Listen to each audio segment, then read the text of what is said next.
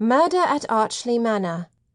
The High Society Lady Detective Series, Book 1. Written by Sara Rosett. Narrated by Elizabeth Klett. Chapter 1.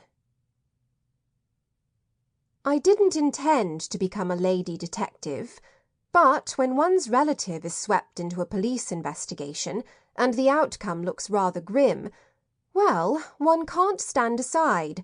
One must do something. The tragic death at Archley Manor was widely reported in the newspapers. The coverage wasn't surprising. A murder in high society always draws attention. Unfortunately, the articles were a combination of exaggeration and innuendo, which is why I felt I must set down the facts.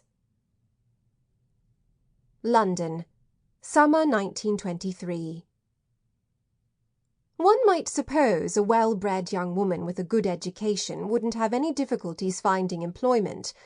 At least, that's what I'd supposed, but I discovered those assumptions were wrong. Quite wrong.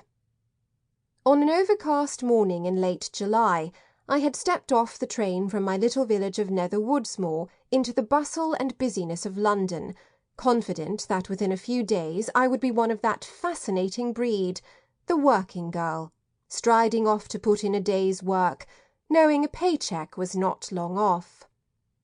My view of the situation had been quickly brought into line.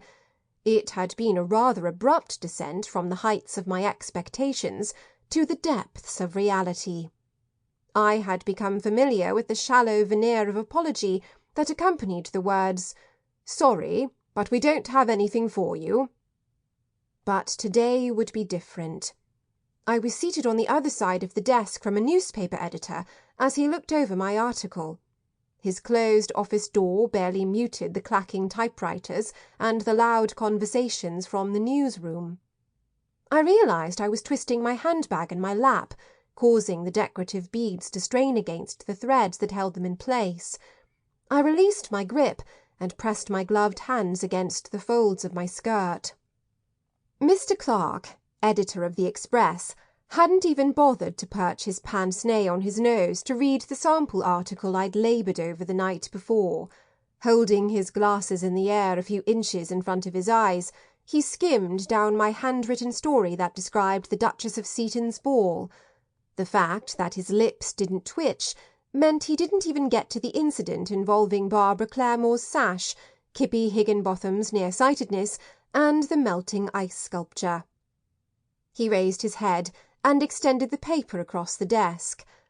"I'm sorry." I scooted forward to the edge of the chair. "I'll work for you for a week for free." He rattled the paper.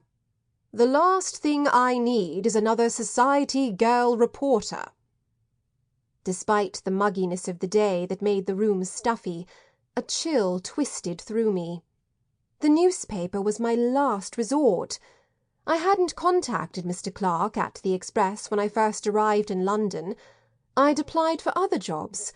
Father would not be too pleased if I became a reporter. And Sonia, I could hear her strident voice. So unladylike, so unseemly, so beneath one of our class. Yet it was work I could do. I could write. If Essie Matthews, who never wrote one of her own essays at boarding school, could write a society column for the Hullabaloo, then I should be able to land a job at the Express. Mr. Clark shook the paper at me again.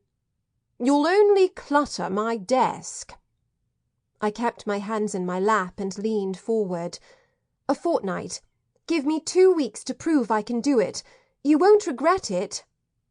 He swept his pince-nez over his desk, nearly toppling a pile of papers several inches high. "Do I look like I need more articles?" His tone became more severe.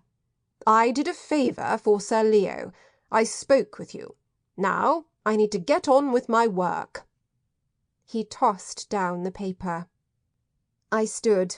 He remained seated, his attention already fixed on a typewritten page from one of the stacks.